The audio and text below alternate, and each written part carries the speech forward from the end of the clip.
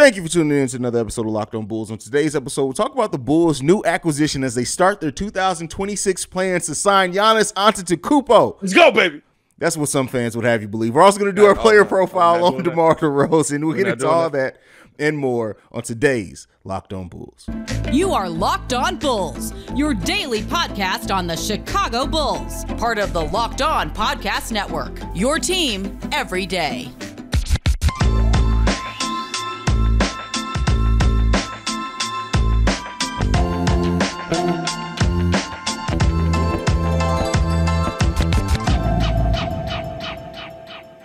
Thank you for tuning in to another episode of Locked On Bulls. Remember the Locked On Podcast Network, where it's your team every day. That's Pat, the designer, host and creator of the Windy City Breeze. I'm Haize, host and creator of Chicago Bulls Central. Pat, the Bulls have started their plans to sign Giannis Antetokounmpo by signing his younger brother Kostas to a training camp deal. He will compete for a two-way contract. Now, this makes it a little interesting because, as we know, both two-way contracts are already taken up by Justin Lewis, Malcolm Hill. Yep. And the report that we got as well after that is that Malcolm Hill is one of the people competing. So while he is currently on a two-day contract, it seems like the Bulls are bringing in some competition for that. What do you think about the signing of Kostas Antetokounmpo?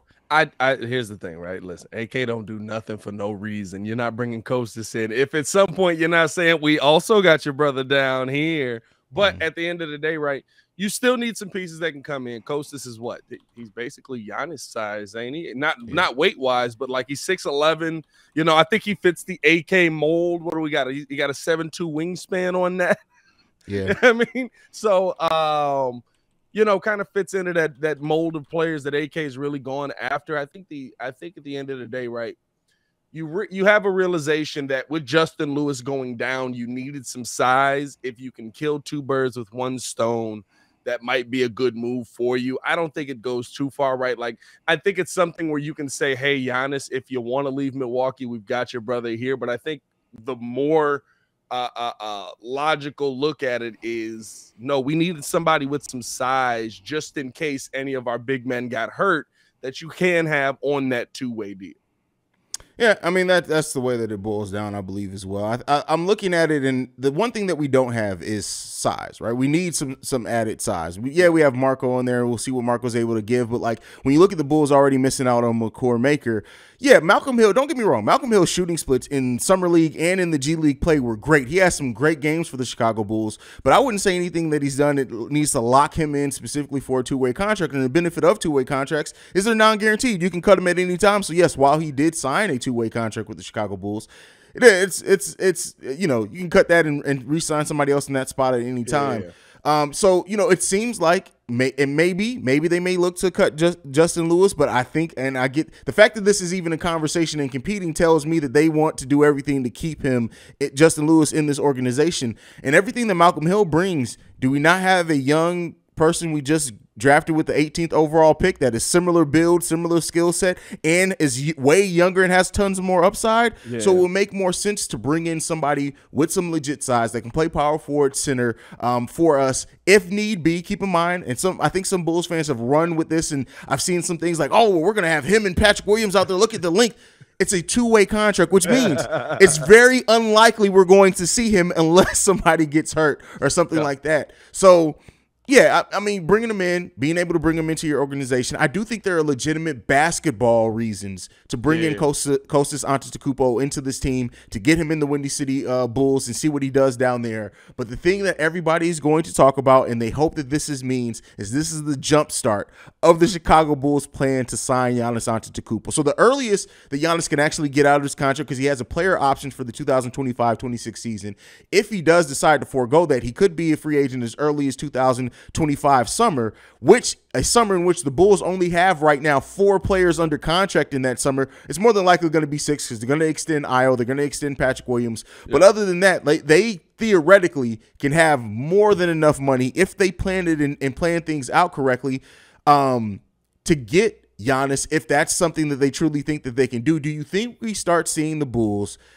strategically structure contracts to make sure they have that cap space to sign Giannis at that time? Because, yeah, while we've heard they're talking extension with Nikola Vucevic, they can technically sign Vooch to a 2-1 contract and still get him off the books in time to sign Giannis if that's what they want to do. Do you think we start seeing that plan? And maybe even if it's not Giannis, that's the next time that the Chicago Bulls can have considerable cap space to do anything. So do we start seeing the building blocks of a plan to have considerable cap space by that summer, regardless of what happens with Giannis or not?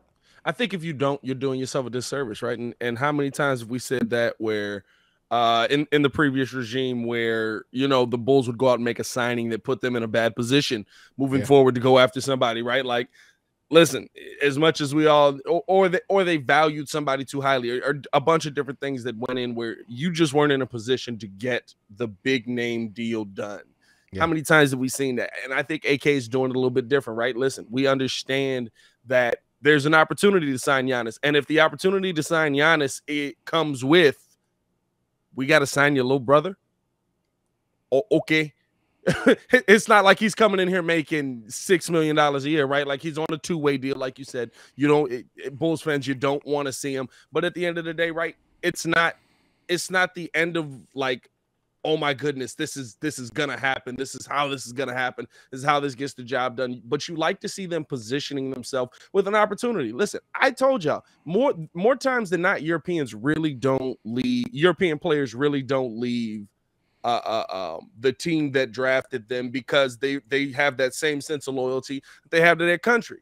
But if Giannis does all of a sudden up and decide to leave, he might want to go 90 miles south to a spot that, hey, guess what? My little brother's there as well. We can get the other brother in here. Hey, look, basically, it's a traveling band of brothers, and they always get, Listen, I mean? I'm not opposed to letting the three other Antetokounmpo brothers run the Windy City Bulls for the next decade. Let them run it. Get all the G League titles you guys need, want, and everything. If that's what leads to Giannis Antetokounmpo signing with the Chicago Bulls, let's do it. And that's why I say looking at the big picture, the Texas Legends as well. That's this is true. Looking at the big term, I think either way the Bulls are going to be moving towards that being the summer where they have cap space. Now, if that ends up being Giannis, if that ends up being something else, shout out to them. When you really look at it, that's 3 years, possibly 4 years away. Zach LaVine at that point is going into his 31-year-old season, which is crazy to think, right? Yeah. Listen. Yeah, hopefully by that point, we're talking about Patrick Williams has made leaps. Ayo Dosunmu's made leaps. We know what we'll have in Dalen Terry, other things like who else they bring in. But you have to have a plan in place. Yeah, it's all good to hope, try to get in trades right now, but you have to put yourself, like you said, in a position. And one of the things that, we forget about with John Paxson is that he did put himself in a position to potentially sign two big free agents this summer, that Dwayne Wade and LeBron. It didn't work out, but he did put himself in a cap situation to be able to do that, and they still improved the team greatly after that. We had the #1 record in the NBA coming out of that offseason. So you have to do those things. And what we know about AK, we already talked about. He got the file cabinet with the files marked everything. So believe me, this is a plan that if it does come to fruition, shout out to AK for having a plan. And at the end of the day, right, here's the thing. You're not making this signing without, hey, we also have to evaluate this guy and see what he can provide to the team. Listen, in preparation for the Euro basketball games that they've been playing, right, Kostas was getting more time because Giannis wasn't there. So when Kostas got more time, he was 10 points, 5 rebounds on 67% shooting and 2 steals a game. So you're also looking at this and saying, hey, you played pretty well. Yeah. Let's see if you can keep doing that. Maybe you can get back to an NBA. He's 24. He's 25 now. He's 25. Yeah. He still fits into that, younger player, already has a little bit of NBA experience, already has something. Maybe he went over went back to Europe, got his game back together, right? Playing a little bit in Greece, playing overseas. And now he's improved his game enough where, let's bring him back over here and let's see if he's good enough to be a role player on the team. We've seen that a ton in this NBA. So you're also, the more realistic scenario that actually wraps around is you're hoping that Kostas has gone over there and worked on his game enough that he's able to come back here and eventually become a decent level role player for you. Again, though, a two-way deal. I keep telling Muzz these two-way deals. I don't want to see Malcolm Hill this year. I don't want to. Exactly. I didn't want to. As much as we was hype about what Justin Lewis could bring and how he could be better than EJ Liddell, it was a very small chance we were going to see him this season. I don't want to see him. Yeah. Yeah. And for everybody's like, oh, well, the Bulls, they can cut Tony Bradley and they're going to listen. You're not. They can do that. They can technically do that. Yes, they could. And what I hate, no, Tony Bradley's going to be at the end of the bench either way. But like, keep in mind, bro, Kostas has a ring, bro. Like, he's an NBA champion, which is crazy. In the building. Hey, let's not do that again, right? Let's not do that again. That was all last season, remember? We got Tristan Thompson in the smug. He's bringing championship experience. We were saying it too, but still. Yeah. It is what it is there. But, man, shout out to Kostas. Like I said, there's enough there that you can see the planning for something bigger, but there's a legitimate basketball reason for bringing him in right now, and I like it. I like the tools. I like everything that I see. You were actually correct. He turns 25 in November, so I was wrong. A legit 6'10", only 200 pounds, but has enough skill set. He has the wingspan. That's all. He probably walked in the building and went like this, and the AK was like, I got a contract for you now. Yeah. No, and I mean, I think the only part that like you said, 200 pounds, bro, you don't weigh enough to be trying to, like, and he doesn't shoot the three ball well. Yeah. So that's the part that kind of hurts him a little bit. So, and that's the part that probably would keep him from coming up to this level. Like, you weigh less than Derrick Jones Jr. Daniel Terry is only 3 pounds lighter than you. That's wild. That's wild. He's 6'11". That's a skinny dude. Yeah, very skinny. But shout out to Kostas for getting the contract with the Chicago Bulls. Next up, we're going to talk about this interesting article that came out that from the mysterious NBA exec. But first, we're going to talk to you guys I love that. about Rocket Money. Are you wasting money on subscriptions? 80% of people have subscriptions they forgot about. I had one recently with Paramount Plus that I had to cancel. Maybe for you, it's the unused Amazon Prime account or a Hulu account that never gets streamed. There's a great app I use that helps me track all of my expenses, and because of it, I no longer waste money on subscriptions I don't even use. You might have heard of it. It's called RocketMoney, formerly known as Truebill. Cancel unnecessary subscriptions with RocketMoney today. Go to rocketmoney.com/lockedon. Seriously, it could save you hundreds per year. That's rocketmoney.com/lockedon. Get rid of useless subscriptions with RocketMoney now. Go to rocketmoney.com/lockedon. All right, Pat. So, Sean Devine had a conversation with the mysterious NBA exec. You know what I would love? If all these mysterious NBA execs are literally just like the person who changes the paper in the printer in the NBA offices. Because where does NBA exec stop? I've always asked that, bro. I was like, NBA exec means somebody that's an executive in the front office. Somebody's got to manage the ticket sales. Yeah. That's an executive. And they have no power making when it comes to basketball decisions. But in this article, they mention how that if the Chicago Bulls do get off to a bad start, similar to how the season ended last season, the Bulls should look or could be looking to move DeMar DeRozan. Now they're thinking behind this. Like I said, bad overall like place to start with, but the thinking, I like how they flesh it out. Because if the season starts the way that it ended last year, there's a chance the Bulls may explore some options and you get good offers. Teams like the Knicks, Dallas, Portland, and Miami would give up pieces and picks to bring in a player like DeMar DeRozan to strengthen their chances at a championship. What do you think? How bad would the season have to get off to start for the Bulls to look to do any type of move? I'm giving it 0. DeMar DeRozan has been too important to the change of the culture in the Chicago Bulls. I get where they're getting at with this article. And yeah, some teams, if the Bulls are, let's say, to get off to like a 5-25 start, would they look to make some changes? Probably. I still don't think that change would be DeMar DeRozan, though. What do you think, Pat? I mean, okay, if they get off to a start that bad, I guess you start to talk about it, right? Because at that point you're saying continuity maybe didn't work the way I thought it was going to work. But even then, right, that word continuity doesn't just up and end at the first sign of trouble throughout a season, right? There's going to be ups and downs in an NBA season. We know that. If you didn't experience that last season, then you weren't really watching, right? Like, that's just how NBA basketball goes, especially when you're one of the better teams in the league. So I think that would the Bulls move on from DeMar? I'm not going to say it's a 0% chance, but it would have to be for something that legitimately sets them up to win now, but has long-term benefits in the future, right? Like, it would have to be a move that gets you a young player that right now is doing really, really well, and he's going to be doing well for a while. But hey, we're trying to make this run for a championship, so we've got LeBron or something like that. Yeah. And I don't see a team that has that player that's going to give up that player, and I don't see either side coming to an agreement on it on that at the end of the day. I think that I would see it if the article was written about Vooch, I would see it more. But I don't see it with DeMar as much. That's fair. That's fair. Because Vooch is literally I'll put you over the top type player.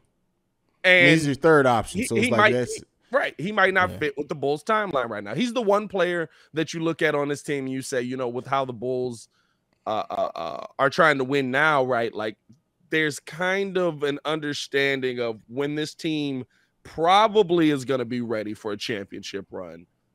Vooch might not be a part of that unless we see a major step from other pieces around. That's 100% fair. I think that at the end of the day, I don't think something of this nature happens like that big. I don't think the Bulls get off to a bad enough start to be able to even look towards that deal. And even then, like I said, DeMar DeRozan has been too important to the change of culture and building as far as your young pieces, building confidence in them, improving their game. I just don't see it. Again, like I said, I understand the thought process if the Bulls were to start the season similar to how they ended it. Believe me, AK is going to look to do something. I just don't think that move is going to be DeMar DeRozan. But that leads us into the next thing that we're going to talk about from now to the end of the show is that we're going to do our player prediction for next season on DeMar DeRozan. Since it did come up, it's a great place to start with. We already did Zach LaVine. What do you want to see from DeMar DeRozan next season? But we're talking about a player who, in their age 33 season, had the highest shooting percentage second highest overall shooting percentage of the career, the highest 3-point shooting percentage of the career, their highest point per game average of their career, the highest PER of their career. DeMar DeRozan is a player who really built out his game and added a lot of things in San Antonio that people just missed.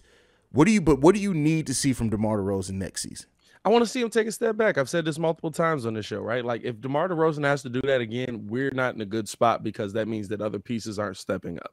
I'm not saying that I wouldn't love to see DeMar average 28 again, right? Like, it was fun watching him and Zach go to work, and they were both averaging 28. But there's pieces on this team that need to make an impact this season. And I don't believe that they can make that impact if DeMar DeRozan is averaging 28. And if DeMar DeRozan is averaging 28, it's probably because they didn't make that impact, right? Looking at you, Patrick Williams. Like, there has to be some kind of a step forward, even if, right, I'm not talking about all of a sudden DeMar's averaging 16 points a game. But if DeMar all of a sudden is averaging 24 points a game, that means you're getting a couple of shots to somebody else. If DeMar is already all of a sudden averaging, 22, like, I just want him. I want DeMar's load to be lightened because we know why he had to score the way he had to score last season. It's because of injuries. It's because there weren't enough people that were able to go out there and get the job done offensively night in and night out, right? And he was the guy that you could rely on. I still think there'll be those big games. But for me, when I look at DeMar's game, it's like it was the I'm going to put y'all on my back, y'all come with me type of game. And I don't want to see that this season. I want to see more of a team game. I want to see some of our young pieces taking step forwards, and I want to see this Bulls team start to take some of that load off of his back. Yeah, the thing is that the way that I look at it with DeMar is I want to see DeMar have the same impact. But to have the same impact, he doesn't have to average the exact same. He doesn't have to play as heavy minutes as he did. I hope that we see a minute. Like, I'm not even going to get into points per game because the way that DeMar plays, the efficiency in his game, I'm not even going to predict that. But, like, the minutes, DeMar DeRozan played the second highest minutes of his career last season. And we saw it, especially when we have other injuries and things on the team. DeMar DeRozan just didn't have it some games in the back end of the season. So, yeah, I want to see that. I want to see him be more towards 32, 33 minutes per game. But that can only come if other players are playing well, in which we can sit DeMar DeRozan, that we don't need him to go into God mode all the time. So, yeah, I love DeMar. I love what he did. I love his impact. When you look, he averaged the most shots in his career last season. The highest shot average that he had before this one was, he had one season in Toronto, his second to last season in Toronto, which he took about 20 shots per game. He took 20.2 shots per game for the Chicago Bulls last season. Other than that, he's been around 17 and 16 the most of his career. If you can get back to that while now maintaining the efficiency that he's developed over the latter part of his career, That's what you want to see from DeMar DeRozan. He's going to have the same impact, but he doesn't have to have the same output to equal that impact because we know how good he is as a player. Yeah, I mean, listen, the one thing that we do know is he's going to be efficient, right? But yeah, I think that the issue came in, especially in the playoffs last season, right? Because at the end of the day, I love DeMar's game. You can win a lot of games with DeMar's game. But when you start playing those bigger teams, right, we saw how they were going to shut down DeMar. Hey, we're not going to allow him that space, and we're going to put somebody with a ton of length on him. And at the same time, right, DeMar's also been doing this all season. He's gassed going into this playoff series. And so I look at it and say, you have to have an option outside of what DeMar's doing for DeMar to continue his success deeper in the playoffs. And we just didn't have that option last season, right? I mean, you look at what he was able to do in Toronto and how he was able to get that far. There were a ton of other pieces on that team that could score the ball outside of DeMar. And they didn't have to score at the same level as DeMar. They just had to contribute so that it's kind of like, unfortunately, we're in football season. So it's kind of like if you just sell out on the run, right? Like they know you're going to run the football. They're just going to put 8 in the box. And it changes how they defend you because you're never going to pass the ball. So if they know that, then you're unstoppable. Then you're very stoppable.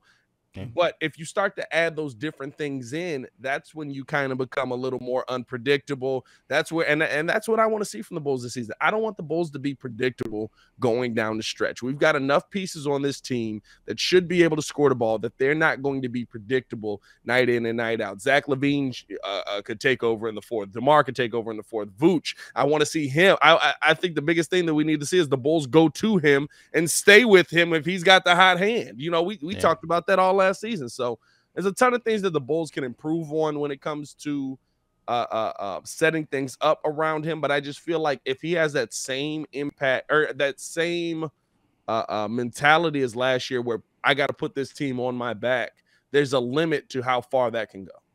And hopefully fully healthy Zach LaVine helps that, which we not hopefully he will help that as he did at the beginning of the season.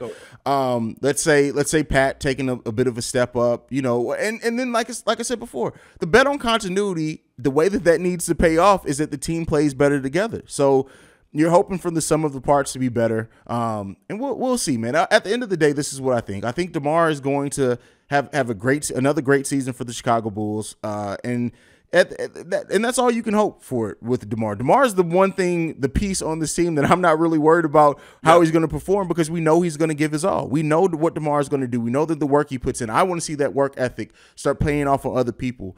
Here's the question that I'm going to present to you before we end the show, and we're just going to throw it off this. Outside of Zach, outside of DeMar, who do you think is going to be the third highest scorer on the Chicago Bulls team outside of those two players? Probably still Vooch. You still think it's going to be Vooch? Just because I don't expect I would love for Patrick Williams to take this Herculean step, but I think he'll be around 15 points a game in year 3. Still moving. That's almost a Herculean step for him. Well, I mean, that's what, 6 more points per game. 6 more points a game. Yeah, I guess so. Yeah, it's a nice step, right? But it's not what you wanted from your 4th pick in the draft. But it's a nice step in the right direction. It tells me that with a fully healthy season, he's moving forward. But I think that Vooch will still. I mean, Vooch is a walking double-double at the end of the day. Vooch had a very up and down season, and there was more down than up last season. He still averaged what, 17 and 11? 17 and 11. That's what I keep telling people. Everybody was like, well, Vooch had a down season. Well, guess what? That down season, he was still top 5 to 10 in every category for his position, and he gave you 17 and 11 as a third option. And so I look at that and I say he's probably still gonna be that. I think we're still in this is our core. And so while I think there's a lot of people that believe that all of a sudden they're going to go fully away from Vooch and Vooch is going to get less shots and less opportunity. That's people who watch box scores and not basketball. Yeah. This is your core. Your core right now is Zach LaVine, DeMar DeRozan, and Nikola Vucevic. He's going to get his shots. Yeah, that's people. Listen, I just can't wait for basketball. By the way, tired of all he's also going to be here a lot longer too. I can't wait till he signs that extension. I'm literally just gonna pop in on the show. I'm just gonna be like, and then just leave. Because me and Pat have been telling you guys this since we took over the show. Yeah. And Matt and Dave were telling you guys the same thing before as well. So get over it. It's going to be what it's going to be. It's not like we don't see that Vooch needs to improve. Like I can see that Vooch has a ton of areas where I would love to see him play better. And I think that he's underachieved in. But I also can see that there's a ton of areas where he's one of the best in the NBA. There you go. And that's a great place to go ahead and end the show. Pat, send us off, brother. Hey, man, appreciate you guys tuning in and rocking with us as always, man.